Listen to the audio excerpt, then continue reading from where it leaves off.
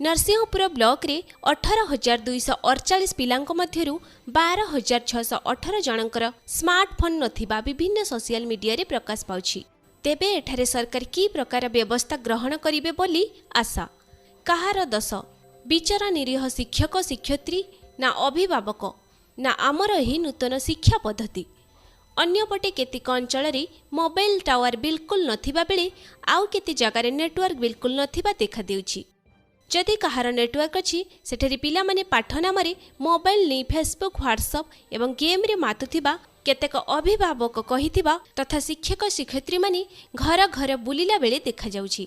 तेणु एही कोविड परिस्थिति रे तुरंत विद्यालय खोली कोविड नियम अनुଯାयी छात्र छात्री माननकु सामाजिक दूरता रखी पाठ पढ़ेबार व्यवस्था कले भविष्यत रे छात्र छात्रींकर पाठपढ़ा ठीक होई पारिबो बोली साधारण रे चर्चा जोर धरिछि।